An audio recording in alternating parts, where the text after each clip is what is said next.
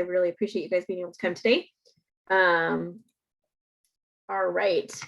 My name is Erin Colburn. I'm the Pre-Health Advising Coordinator for the College of Health Sciences at Boise State University. It's with great pleasure that we introduce the University of Utah School of Dentistry, a couple of representatives from that institution, a student who's actually finishing up his college career at the dental school, and then Alex Steele from the University of Utah Dental School.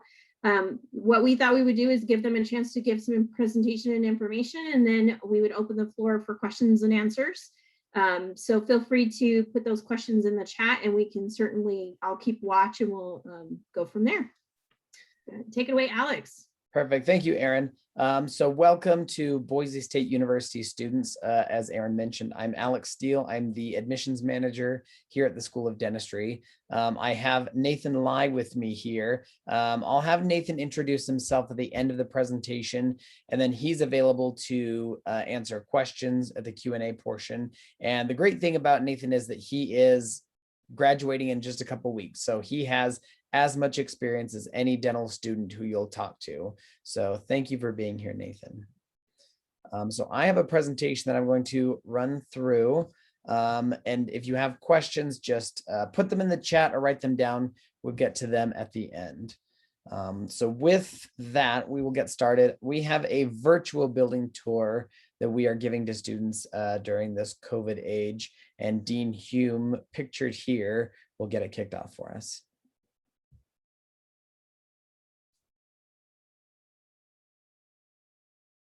Hello, I'm Rory Hume, Dean of the University of Utah School of Dentistry. It's my pleasure to welcome you to this virtual tour of the school.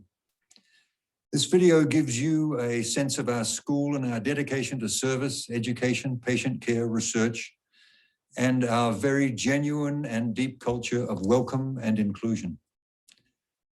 The state-of-the-art Ray and Tyne Noorda Oral Health Sciences building was opened in 2015 with the express purpose of educating the next generation of oral health professionals while caring for the underserved.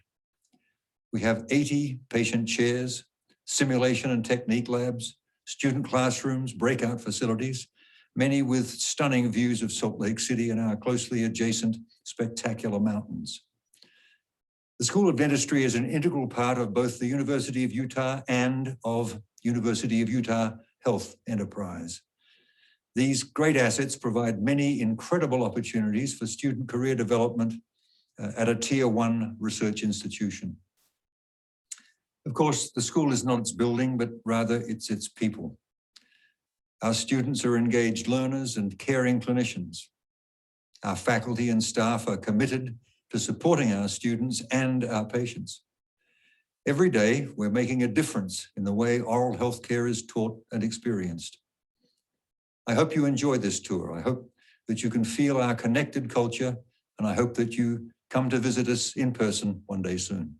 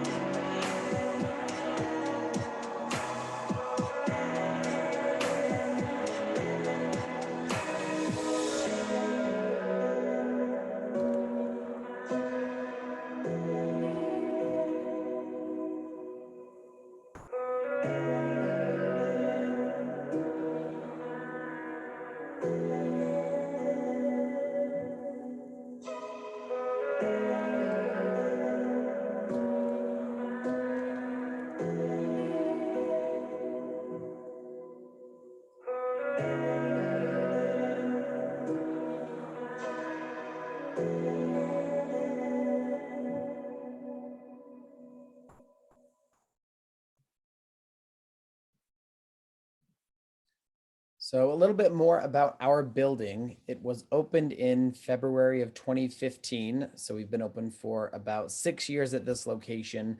The dental school as a program has been open since 2013. The building is 80,000 square feet, and all of the footage that you saw in the video takes place here. We have faculty and staff offices, student classrooms and labs, and then all the clinic footage you saw was from the main floor in this building. We are the first new school or college at the University of Utah in more than 50 years, and the university has done a really good job of integrating the dental school into University of Utah Health. As you saw from the video, we have really spectacular views of the Salt Lake Valley, and we're perched up on a hill, and so you can see for miles in every direction out of every window. And as a new building, we are LEED Silver certified. So a little bit more about what the university is and what it represents in the state of Utah. This is the largest employer in the state with nearly 40,000 employees statewide. Last year, the University of Utah gave away almost $200 million in uncompensated patient care. We're rated as the #1 hospital in Utah with several hospitals and community health centers. And we're also tied in with ARUP, which is one of the nation's best reference laboratories.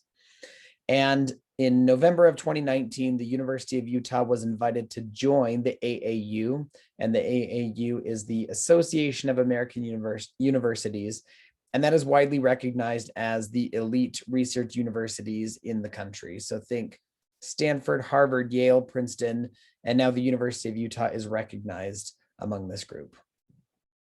So in today's presentation, we're going to talk about the following things: our mission to serve, educational excellence, which includes our Pathways program, oral health discovery and innovation, so dental research, the student experience and student life, and then finally the admissions process. So our school was founded on service to the underserved and with a mission to serve. So we're 8 years old and we already have 8 clinical sites. So you can imagine how busy we've been getting our program established, not just in Salt Lake City, but statewide.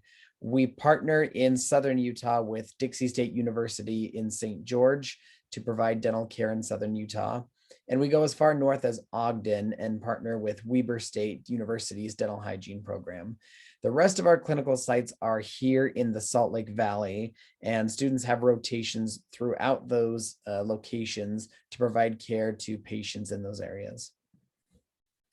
And we can't do it all on our own. So we have several community partners who help us access the patients that we need to provide care and to get our students the experience they need. Our primary partner is the Utah Department of Health and the Medicaid program. The dental school is the sole provider for adult dental Medicaid in Utah for about 50,000 patients.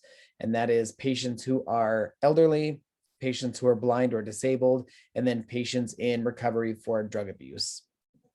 We also partner with Salt Lake Education Foundation and the Junior League Care Fair. One of our clinical sites is attached to an elementary school, so students can get up out of class, walk over and see the dentist, and then walk back to class. And we have bused students in from other elementary schools, other Title I schools in the Valley to get their dental care done by our student providers. We also partner with 2 organizations that work with refugees. That's Catholic Community Services and the International Rescue Committee. We have an offsite clinic called South Main Clinic, and that's an integrated site where we have primary care providers and our dental students are able to work on refugees, families, women and children who come into this clinic. And then finally, First Step House and Odyssey House are treatment centers for patients recovering from substance use and drug abuse. And these organizations help get their patients in to get their dental care that they qualify for in the state of Utah. Service to the underserved is also important in our student body. We have several students who have received the National Health Service Corps Scholarship, and this is a nationally competitive scholarship. So the fact that we have 3 D1s and a D2 or a D3, excuse me, who are recipients of the scholarship speaks to the quality of students that we have and their desire to serve after dental school. Educational excellence is something that we pride ourselves on. we have a new program called Pathways. And Pathways is a flexible program that augments the curriculum. If you engage in the Pathways program, you will receive additional University of Utah credit, and it's at no additional cost. So the way Pathways works is in your first 2 years, all dental students will participate in the program. It's mandatory for 2 years. You get to meet with specialists from every single area that is in dentistry. And then after your second year, you get to decide if you want to do sort of a deep dive in one of these areas and do additional study and see additional cases in that area. So the first 2 years are required and the second 2 years are optional. So there are a few different tracks that these pathways can follow. The first is general practice. So all of our students get foundational knowledge and coursework in dental organization and management, the business side of dentistry. But if you want to do a deeper dive, that's a pathway. The most popular pathways are all of the special interests. So think oral surgery, orthodontics, perio, all of the dental specialties. The students who are doing pathways generally seem to like these most. And then there's also the opportunity to do dental research or education in dentistry as your pathway. So we have a D4, one of Nathan's classmates, Carter, who is graduating and going to an oral pathology residency program in New York. This is what he said his experience in his pathway was like. He said in his oral pathology pathway, he gained practical knowledge in oral medicine, and he has more confidence in clinical diagnoses. He's been exposed to a wide range of pathology with our oral pathologist on faculty. He has increased his knowledge of histology. He has greater confidence in literature review and better patient interview skills. A lot of what you need in oral pathology is to be able to talk to your patients and find out what's going on, what behaviors they have, what patterns they're in, and understand what's happening so that you can make the correct diagnosis. And this pathway helped Carter get into his top choice for residency. So he will be going to New York next month for his residency program. The other part of our program that we hang our hat on that we're super proud of is our clinical experience. So these numbers came from our most recent graduating class, the class of 2020, and we pulled out all of the numbers that they had recorded and divided by the number of graduates, and this is what we came up with. So on average, each student from our most recent graduating class performed 20 root canal procedures, and that's not individual canals, that's teeth. So students might be doing multiple canal therapy on one tooth. Students are getting 25 crowns and bridges, on average 200 fillings, on average more than 100 extractions, which is phenomenal, 16 dentures. And we try to maintain a 1-to-4 teacher to student ratio, especially in our offsite clinics. So on the bottom left, this is another one of our D4s. She's working with one of our refugee patients at South Main. On the right, these 3 people are dental students, and this is a primary care provider. They are working together at this site where we have both types of providers, and they are seeing a special needs patient. Our students were not able to get all of the dental work done during this visit, so they were able to schedule some dental care when this patient went into the OR for some other procedures when she would be under full anesthesia. And that's an opportunity that our students have had. And one of the good things that we have going, being integrated with the rest of the University of Utah Health Enterprise. We were the first dental school in the country to have an integrated health record. And so all of our dental providers see the medical history, and all of our medical providers see the dental history for patients who are in our healthcare system. So students are not just getting a dental experience, they are getting access to an entire healthcare system and working alongside colleagues from other professions. We also use advanced technology throughout our clinic. Our building is only 6 years old, so things are not that old anyway, but we're keeping up with the technology that is emerging. This is one of our class of 2020 graduates. She's using a microscope to do some root canal procedures. We have a few microscopes on the clinic floor, along with some intraoral scanners. We have CBCT scanning. We have an advanced technologies course in the second year. So students are going to be exposed to pretty much all of the technology that you would be using in private practice. And although we are a young school, we are having really, really high success rates in our residency placement. And that's something that I take personal pride in, since I'm helping all of our applicants apply for these residency programs. So in the class of 2021, which is Nathan's class here, 20 students were accepted into postgraduate programs. I think we had maybe 22 apply. So our placement rate is somewhere around 90%. It's quite high. Nathan's doing a GPR. We have students doing other specialties. This oral pathology is the student we mentioned earlier. Students doing AEGD programs as well. Last year's class has similar success rates. 16 students are currently in residency programs. Over the 4 graduating classes we've had, and then 5 if you include 2021, orthodontics and oral surgery seem to be the most popular specialties, and we're putting people into really good programs across the country. And that's really validating to me because it's one thing for me to say the University of Utah is a good program. It's something else entirely for a program director to choose a graduate out of Utah and give that seat to one of our graduates over someone else. So other programs are taking a chance on our students, and we're putting some people into the same residency programs as past alumni. So although we're young, we're having a lot of success putting students into the same residency program as some who came before them. Next, we will talk about dental research. So as Dean Hume mentioned in our video to open up this presentation, the University of Utah is a Tier 1 research university, and that's the highest designation a university can have. We have 4 primary labs out of the dental school. Dr. Fleckenstein is not a dentist. She is a PhD. She comes from a neuropharmacology background, and she's had literally millions of dollars in NIH research funding, and she's had more than 100 publications throughout her career.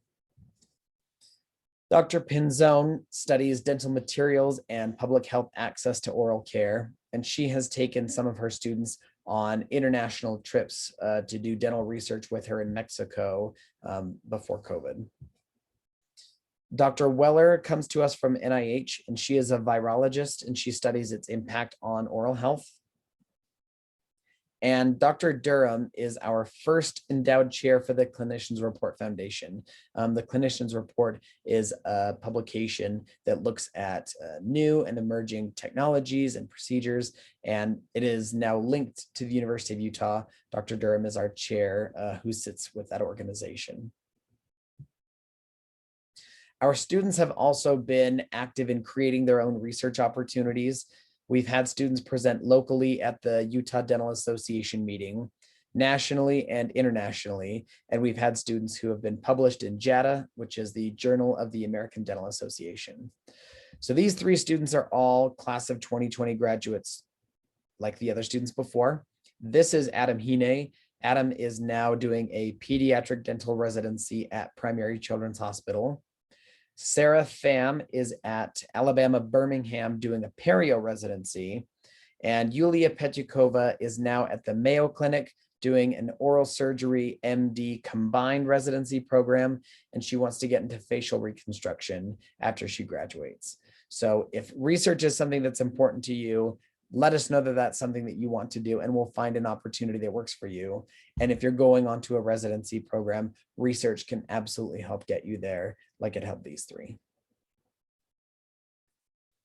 This is a photo of last year's ASDA leadership. So ASDA is the American Student Dental Association. All dental schools have a chapter, so we're the Utah ASDA chapter. And our students put together a lot of activities for each other, and they have a lot of social events that they do. Before COVID, they would also go on international service trips with each other. Our students do ski and snowboarding weekends with each other. I know our out-of-state students often like to hit up the 5 Utah national parks when they live here. And our students are active, and so they like to do intramurals, and they're really successful, and they usually win. So dental school is hard and it's a lot of work, but you need to also remember that you're a regular person who exists outside of dental school. And so having a tight-knit student family while you're in dental school and being with people who enjoy being active and being outdoors and being social is important. And so at Utah, we like to say, you'll work hard, but we want you to play hard as well. So finally, I'm going to talk about the admissions process for this 2021-2022 cycle. So who fits the profile of a University of Utah student? We are looking for people who value inclusion and diversity. Our patient population at Utah is really diverse. We see people from all over the country and from several other countries around the world. There are a lot of languages spoken in our clinic and people from all kinds of backgrounds. We need students who value that kind of diversity and who want to serve these kinds of patients. When you join dentistry, you're committing to a lifetime of learning. To maintain an active dental license, you have to do X number of continuing education credits. So we want students who love to learn and who are eager to learn and who enjoy helping others. As I talked about at the beginning of the presentation, we do a lot of work with underserved communities. We're seeing the elderly, patients who are blind or disabled, children in Title I schools, people recovering from substance use and drug abuse. That's a lot of underserved patient work to be done. So we're looking for students who thrive in that community. I think of our program with sort of a public health lens. That's the kind of patients you're going to be seeing on a regular basis. And we want people who enjoy working with these patients. And finally, we want people who value building lasting relationships. The student body is quite close, almost from day one, and even the staff and faculty get to be close with the students. We don't want you to graduate and just leave and never say hi again. We want to maintain those bonds between the student body and between students and faculty and students and staff well after graduation. We also do a holistic review process. So that means that we're looking at every aspect of your application.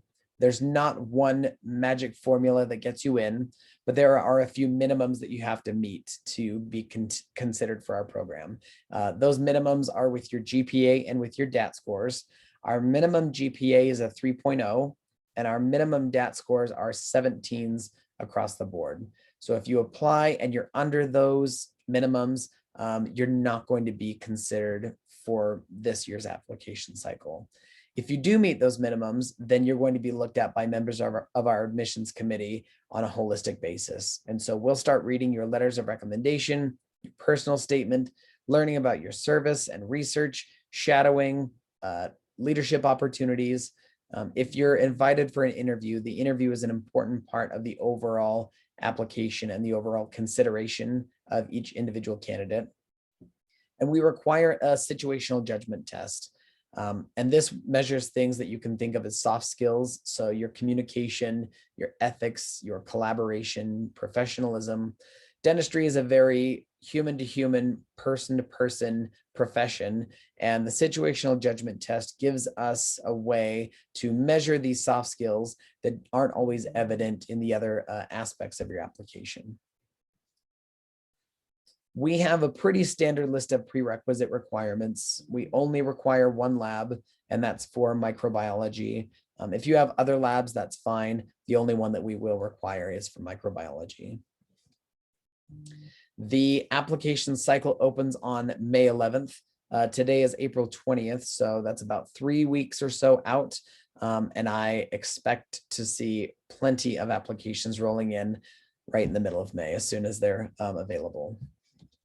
When you submit your application to Utah, you'll be asked to pay a $90 application fee and submit a photo of yourself. The situational judgment test costs $40 to take the test, and then it's $12 additionally to distribute the score to each school you want to send the score to. Interviews take place between September and November. Offers are made in December, and then in the new calendar year, January, February, March, is when we make our offers to alternates to round out our class of 50. And we are looking for a class of 50 every single year. And our goal is 25 students from Utah, 25 students from other states.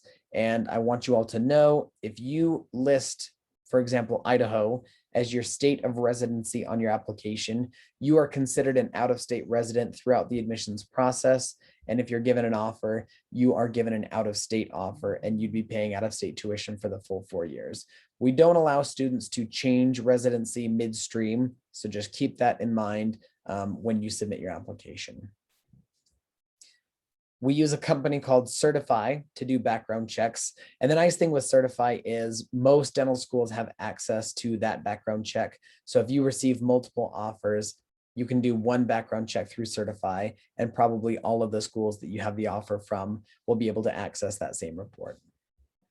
Students at Utah will also fill out a University of Utah graduate school application, and all grad students at the University of Utah fill this out, regardless of background, regardless of whether you're in a master's program or a doctoral program. All students fill this out, and this will generate your university ID, which you can use to log in to see your tuition, pay your tuition, see your grades, apply for scholarships, all of that stuff.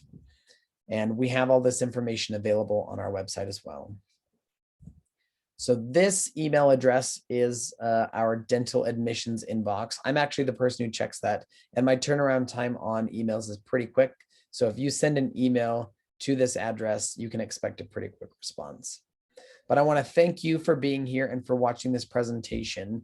I'm going to stop share here. And before we open it up for questions, I want Nathan to introduce himself and just give a little bit about your history with Boise State and then with the dental school, and just talk about what your experience has been. Yeah, so my name's Nathan. I will be graduating in May from the University of Utah Dental School. I'm also a BSU alum, so go Broncos. But lived in Nampa, Idaho for most of my life. And then, yeah, applied to several schools on the West Coast, got into a lot of them, and then decided to go to the University of Utah based on how close it was to home. Also, the class size of 50 was something that really intrigued me a lot. And I'm really, really glad that I chose the University of Utah. I really felt like I found a second family here in Utah. With the smaller class sizes, it's a lot easier to connect with people. But the clinical experience has been great. Alex kind of mentioned it, but most of the first year and a half, at least for our class, was purely didactic, and we kind of front load everything. So that way your third and fourth years are mainly down in clinic working on patients. So you do get a lot of experience. Obviously, it's what you put into it, you know, how hard you're willing to work and schedule patients and stuff like that. So, but yeah. Thanks, Nathan. So for people watching this, there was a question that came through the chat about being able to see the prerequisite list again. I'll just pull that up for a few seconds. Our prerequisite list is standard, and within each of these categories, like biology, chemistry, there is some flexibility in terms of what qualifies. The hard and fast rule that we have is microbiology. We do not allow any substitutions. So for example, we will not count molecular biology for microbiology, and the lab is a requirement. Just no two ways around that. You have to have the lab. So there is that. Thank you so much. Thanks, Raina. Do you have any other questions that we can answer? I don't have a lot of questions, but for a prerequisite, like I already had some meeting with Erin, and she helped me with that. But like now you say, because only one class, like microbiology, is not going to be substitute. But how about the other biologies? Like I have right now, I have sorry, which one? Anatomy and physiology. So I have anatomy and physiology first one, and I have anatomy and physiology the second one. So can this be substituted with other one or no? So let me pull this back up. So anatomy and physiology are each their own separate prerequisite. So we'll have, you'll take an anatomy course and that satisfies the anatomy prerequisite. A physiology course will satisfy physiology. I know a lot of schools do a combined anatomy and physiology. So if you do an anatomy physiology combined class, like part 1, part 2, that's going to satisfy both of these requirements. We don't allow one single course to count for multiple prerequisites. So there's no sort of like gaming the system. Each one has to be its own standalone course. So Raina, the coursework that you took at College of Southern Idaho is equivalent to the anatomy and physiology that Utah requires. Perfect. Thank you so much. But you still need the microbiology for them. Mm-hmm. And so, for example, with biology, some students will satisfy that with cellular biology. Some students will use molecular biology. Others will use genetics. So when I mention there being a bit of flexibility, that's what I'm talking about. And like with chemistry, you could do Chem 1, Chem 2. Some people have multiple chemistry labs that will count toward the credits here. If you have a question, send the question to the email address that's here. Let me go back so that you can see that. This email address. I'm always happy to work with students. I'll even meet with you one-on-one on Zoom to make sure that you're taking the appropriate courses and the appropriate number of courses. And you don't have to have all of the prerequisites already completed in order to apply. In fact, I would say more than half of our students are still working through their prerequisites when they apply. You just have to have everything completed by the time you would start dental school. Thank you. I appreciate that. Thank you. Erin, do you have some common questions that you get from applicants that would be helpful to chat about on this recording? Sure. I think mostly I want to start with Nathan, just because oftentimes it might help Raina ask some questions too, in terms of some questions that I have. So I always ask all of our students, what's the best part of being a dental student and being a dental student at Utah? The best part about being a dental student. So I think it's just really expanding your horizons, essentially, because you go into dentistry and you have like an idea of what it is, and you shadow and you're kind of expands on that a little bit more. But when you get a dental school, there's like so many different aspects of dentistry that the docs that you shadow may not be familiar with or may not practice. And so it's really like you get to pick and choose what you get to do. I love the relationships that you make here in dental school. Like I know a lot of my classmates I'll still be talking with years and years after dental school finishes. They're like, I'll be going to several of their weddings, things like that. So that's honestly one of the best things about going to dental school is, getting that extended family. But as for the best thing about being a dental student in Utah, so I kind of mentioned I grew up in Idaho essentially. And so I love the outdoors, and Utah does have a lot of that to offer. One thing Idaho doesn't have that Utah or Salt Lake has is a professional sports team. So Salt Lake has the Utah Jazz. And so I love going to those games. They're super fun. But yeah, like there's just so much to do here. Obviously, when COVID wasn't around, but hopefully that's kind of tapering off. But it is a lot of fun here. There's excellent ski resorts, excellent hikes.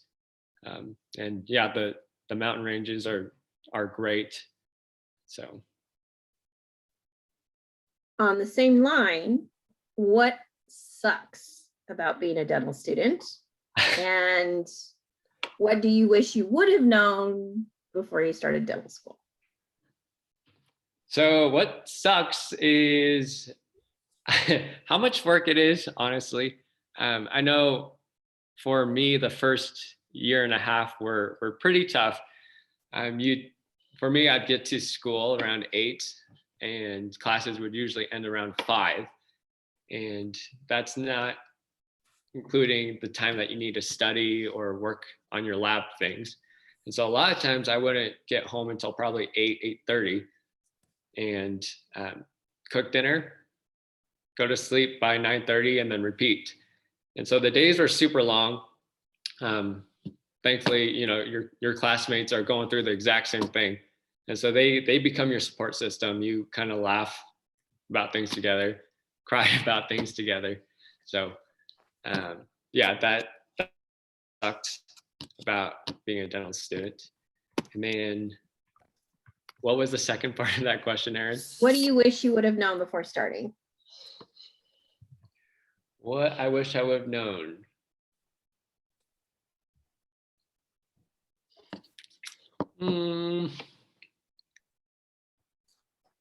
I wish I would have known more of what I wanted to do specialty wise. I knew that I thought I wanted to go into orthodontics. Found out very quickly that's not what I wanted to do. And so a lot of that 3rd and 4th year for me was like still trying to decide what exactly I wanted to do. And it will be tough to figure that out beforehand. I mean, like you don't really get that exposure until you're actually in dental school and you have, you know, the clinical experiences. So I would just say, you know, be open to like not sticking with your like ideal plan of specializing or not specializing or whatever. So just be flexible in that way, and know that it may take a little bit of work and plans change. What was it like being a student at dental school during a pandemic? So for us, we kind of, how do I say this? I'd say we kind of lucked out. Our class lucked out because we were pretty much done with all of our didactic classes. And so realistically, we shut down like March and April, maybe a bit of June, but that's when we were supposed to be in clinic. And then because the University of Utah had such good relationships with the ARUP laboratories, we were able to get like with our COVID testing and things like that. And so our dean said several times, like we were kind of like on the forefront of like COVID testing and being able to get back into clinic a lot quicker and earlier than other schools.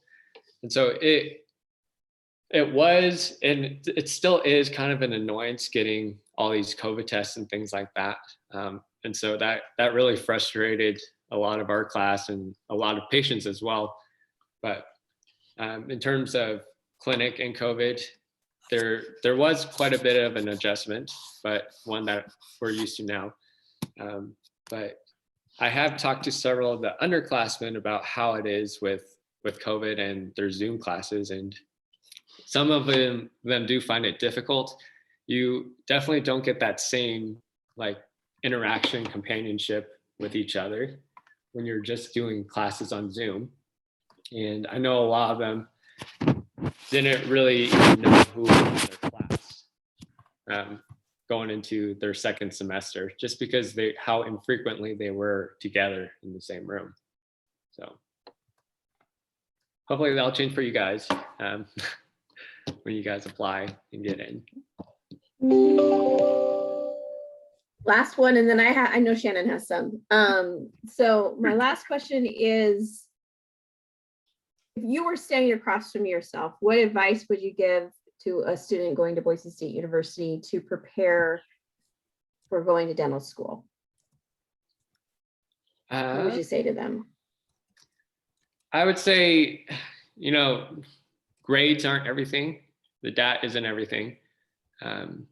Just know that, you know, your academics aren't everything. Yes, they're important, but like you honestly won't get through dental school if all you're doing is studying all day, every day. Like you need to find something to relieve your stress. For me, that was playing intramurals, playing volleyball, playing soccer, things with that with our classmates.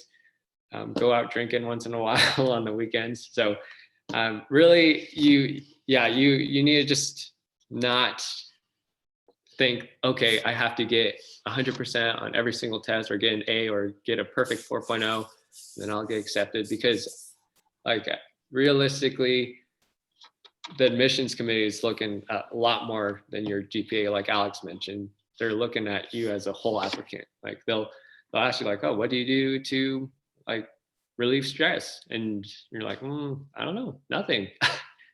So that's not the answer they want to hear, because dental school is tough and it does require taking care of yourself. So. Shannon? Aaron just stole my question, but so other than intramurals and getting blitzed, what? That's not what he said. He said blow off some steam every now and then. Okay. What kind of extracurriculars did you do before applying to med or dental school? I know we always talk about experiences and we try to get our students to go out and do volunteer work and stuff like that. What kind of stuff did you do? Yeah, so actually one of my mentors, the dentist that I shadowed, he would do annual trips to Guatemala for a dental service trips. And he invited me, and that service trip was through USC, I believe, which was his alum. And I went 2 times. And so I did that. And then he would also volunteer at some of these community dental events as well. And she had asked me if I wanted to tag along. And I was like, yeah, sure. That's like a lot of fun. So yeah, if I definitely 100% recommend, if any of you guys have a chance to go on a dental service trip, it's amazing. Like you really get an appreciation for what you can provide. And honestly, a lot of times you feel like the people that you serve did more for you than you did for them, if that makes sense. So where do you think you'll head out after dental school? So I actually did school through the Navy. And so cool. Anybody that is thinking about applying to the HPSB program has questions, they can email me or ask me questions. But I'm stationed in Camp Pendleton, which is about 40 minutes north of San Diego for the first year. And then after that, who knows? It's kind of up to the Navy. Also, I can give some preference, but yeah. You can trust the Navy. It's all good. Yeah. That's awesome. That's awesome. We did have presentations from all 3 branches of the Navy, Army, and Air Force, and those videos are posted on our website if students are interested in watching that information. But having an experience from an actual student who's participated in the commissioning as an officer, which is really cool, and kind of going through some of those paces is really helpful. So if anybody is interested in that, hopefully Nathan would be willing to share his email address or any of that kind of thing. Nathan, I'm going to be hitting you up for an alumni spotlight too. So okay. You're more than welcome to say, no, I don't want to fill it out, but it's just a form. It's pretty easy to fill out. And then I do all the heavy lifting with Shannon of writing it up so that you get kind of spotlighted on our website. Well, we want pictures in uniform and all of that. No, we just want a picture if you want to give it to us. So, and Aaron, I'll send you my email so you have it, and anybody who has questions can. Yeah, I'll just send you the form and then you can fill it out, and then we'll post it sometime in the next 6 months. Perfect. That is so amazing. That is so cool. I keep hearing about like all the stuff that the military does with the dental programs and stuff like that, but you're the first one I've met, and that is so fantastic. I'm so excited.